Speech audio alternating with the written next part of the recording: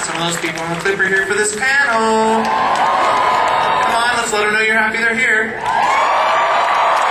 right. Since you already heard the speech about not filming clips, and one of them already ran, I'm going to go ahead and just get right into it. So now I'd like to introduce the moderator for the Knights of Badassdom panel, Mr. Anthony Bresnikan.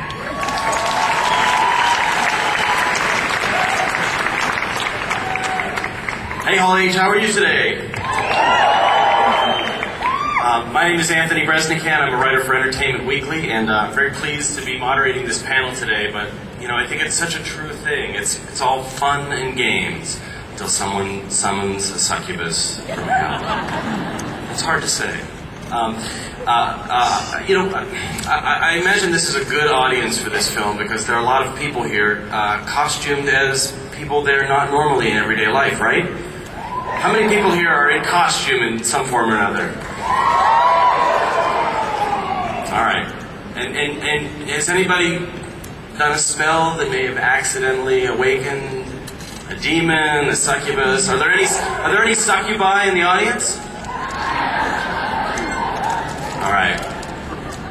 If somebody yelled, you neighbors, keep an eye on that person. All right. So we're going to introduce the filmmaker and the cast of this movie. He's making his big screen debut, a guy who has been a lifelong horror fan. You've seen him host the Body Count segment on G4. He cut his teeth on music videos, and he made 2007's Wrong Turn 2. The director of Knights of Badassdom, their royalty, Mr. Joe Lynch.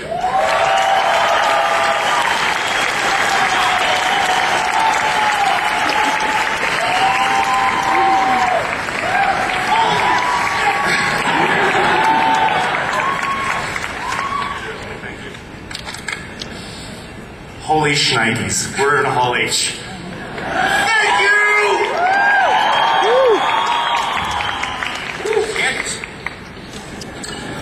So you know Miss Jason Stackhouse on a show called True Blood. Plays Joe in this movie. He's not down with the LARPers though. He has roommates who are. And he just but he gets dragged into this anyway. Mr. Ryan Quanten.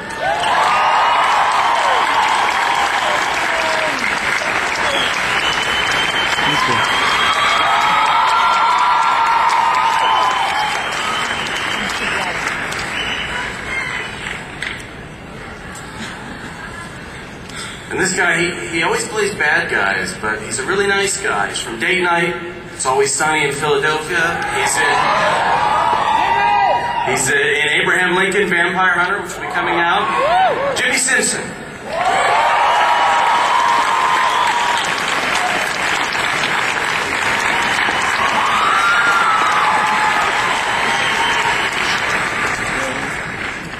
From Community, Danny Pudding.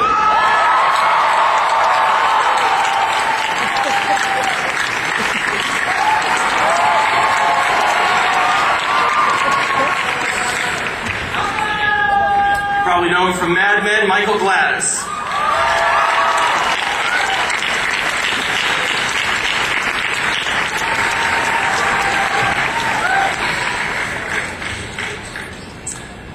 She co-starred in Adventureland, Spread, The Invisible, The Monstrous, Margarita La Viva.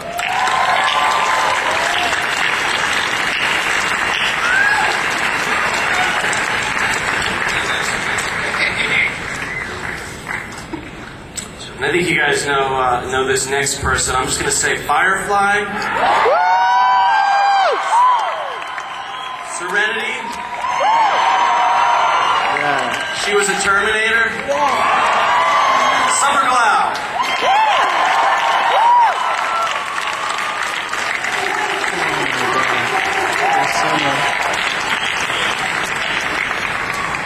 Finally, I think it's fair to say his big breakthrough came in a great 2003 movie called The Station Agent. But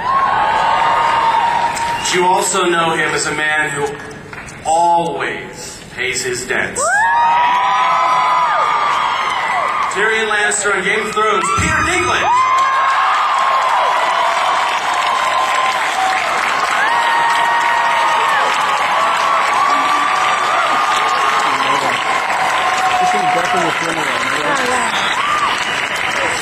I just love it how I come out like a total douche and Peter just raises his hand. Ever so slightly. You're a class act, sir. All the way down there. And the bass on that voice. Jeez. It's a lot of bass. So Joe, this movie, I think it's fair to say, is if you could just distill geek and put it on film, this would be the product that... Thank you for that, by the way. He was talking to me, Pootie. Sorry. No, I'm kidding. No, honestly, like... But you have a cast of people who have made a huge impression in genre films, and this is... And they're all looking at me now. They didn't look at me once on set. It's a little... So, thank you very much. Why did you want people who already had established themselves in the sci-fi fantasy genre? A lot of people have said in the last, we've been doing some press about the movie, and a lot of people have been like, you designed this. This is all marketing. It's very shrewd marketing. Excellent, touche. But to be totally honest with you guys, this is a testament to the script that Matt Wall and Kevin Dreyfuss have done, and I read it and went, oh my god, heavy metal and LARPing, and it's it's in modern times, and it's got monsters, yes. And when we, kind of went out to, these amazing actors, it was kind of like, wait, really? Yes, really? Just down the line. And I think it really was a testament to to the script itself, and everybody was just so kind of ready to be in game. I mean, come on, it was a summer of hanging out and throwing lightning bolts at each other and throwing blood all over the place. It's the best summer ever, So, no, it really was a testament to the script. It wasn't designed. We just got very, very lucky. Or we just chalk it up to magic. Easy.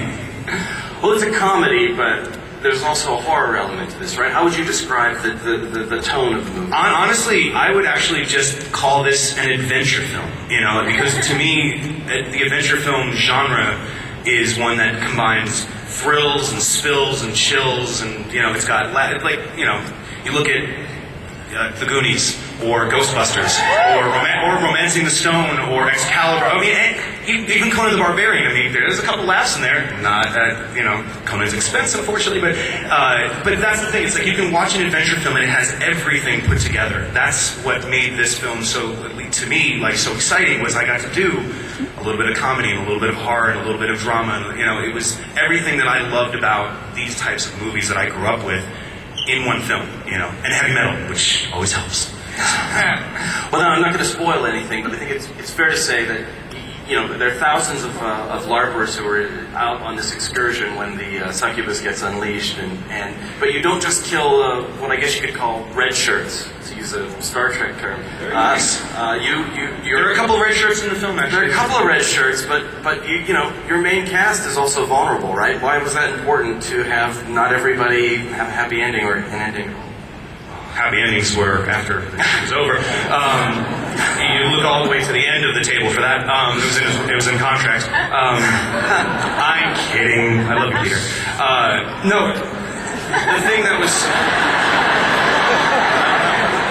Not my happy ending. Sorry? Was that directed at me? No? I didn't hear what you said. Okay.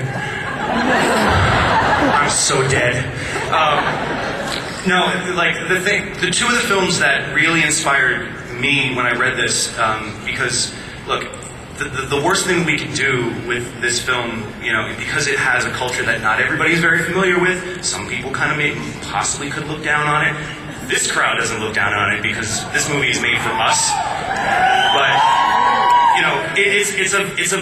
it's a film that not everybody's going to embrace at first because they're like, whoa, real dudes getting dressed up in, wizard costumes, and they have real problems and everything. This isn't a medieval film. What's going on, So the best thing that we could do was absolutely respect the LARPing community. And the first thing that we did was we went out to the LARP Alliance, which is one of the West Coast LARP guilds, and I'm sure that they're represented out here today. Anybody? There they are, all the way in the back. You guys rock!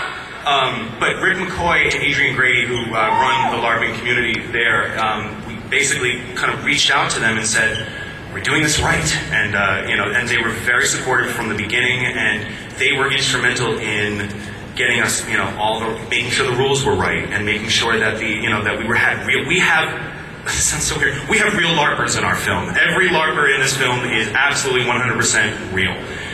in game. And that was integral to the whole project because, you know, like we're on set, all of us are sitting there and we're like, there's all these dudes and they're bringing their own costumes and we're sitting there like, I remember Ryan came out in his costume one day and was like,